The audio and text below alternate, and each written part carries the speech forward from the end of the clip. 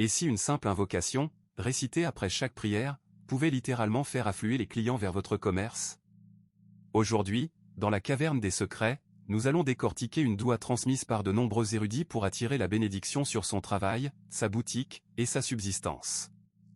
Restez jusqu'à la fin, car nous allons vous expliquer chaque mot, chaque secret caché dans cette invocation.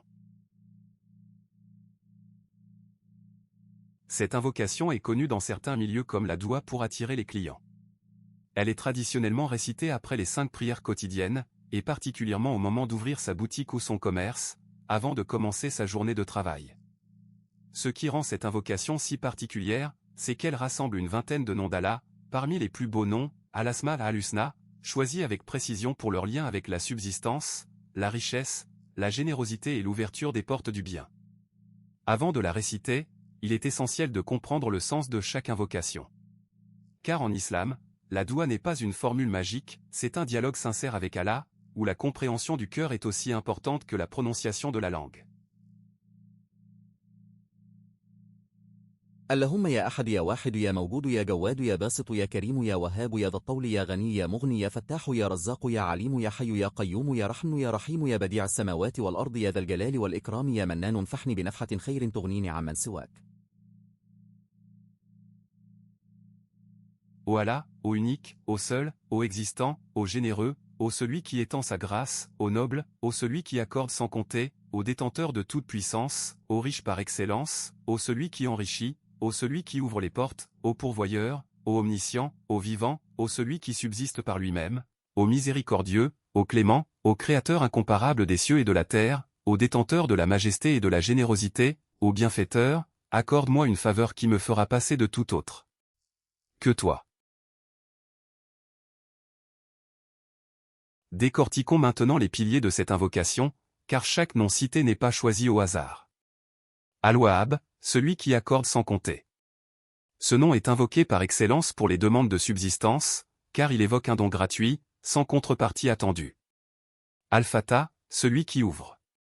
C'est le nom associé à l'ouverture des portes fermées, une affaire bloquée, une négociation difficile, une clientèle qui se fait rare. Les commerçants l'invoquent traditionnellement pour que les opportunités s'ouvrent à eux. Ar-Razak, le pourvoyeur. C'est sans doute le nom le plus directement lié à la question du commerce et du travail. Il rappelle que c'est Allah, et non les efforts humains seuls, qui est la véritable source de toute subsistance. Al-Ghani et Al-Muni, le riche par excellence et celui qui enrichit. Ces deux noms sont complémentaires, le premier rappelle qu'Allah n'a besoin de rien, le second qu'il peut enrichir qui il veut, de la manière qu'il veut. Al-Manan, le bienfaiteur généreux. Ce nom, plus rare, évoque une générosité continue, un don qui se renouvelle. Badi'us Samawati wal Ardi, le créateur incomparable des cieux et de la terre. Cette invocation rappelle une vérité essentielle, celui qui a créé l'univers entier à partir de rien peut, à plus forte raison, faire venir un client dans une boutique. L'invocation se termine par une demande précise, accorde-moi une faveur qui me fera passer de tout autre que toi. C'est-à-dire une demande d'indépendance vis-à-vis des créatures, un rappel que la vraie richesse est de ne dépendre que d'Allah pour sa subsistance. Voici comment cette invocation est traditionnellement pratiquée par ceux qui la transmettent. Premièrement, elle se récite après chacune des 5 prières obligatoires, Fajr, Dur, Asr, Maghrib et Isha, de préférence juste après les invocations habituelles qui suivent la prière. Deuxièmement, elle est récitée au moment précis d'ouvrir son commerce ou sa boutique, avant même de servir le premier client de la journée. Certains la récitent aussi en se rendant sur leur lieu de travail. Troisièmement, la régularité prime sur la quantité. Il est préférable de la réciter une fois avec présence de cœur et compréhension du sens, plutôt que de la répéter mécaniquement sans y réfléchir. Un rappel important, cette doua n'est pas une formule magique qui remplace l'effort.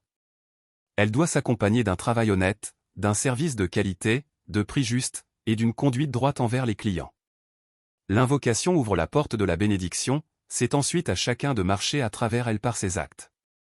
Enfin, il est toujours recommandé, avant d'adopter une pratique religieuse comme celle-ci, de consulter un savant ou un imam de confiance pour vérifier son authenticité et sa source exacte, car de nombreuses invocations circulent aujourd'hui sur les réseaux sociaux sans toujours être clairement rattachées à une source authentique. Voilà, chers frères et sœurs, les secrets de cette invocation pour attirer la bénédiction sur son commerce et sa subsistance. Retenez surtout ceci, ce ne sont pas les mots qui ont un pouvoir magique, mais la sincérité du cœur qui les prononce, combinée à l'effort et à la confiance en Allah. Si cette vidéo vous a été utile, n'oubliez pas de vous abonner à la Caverne des Secrets, d'activer la cloche de notification, et de la partager avec quelqu'un qui pourrait en avoir besoin. On se retrouve très bientôt pour un nouveau secret dévoilé. Que Allah bénisse votre travail et votre subsistance.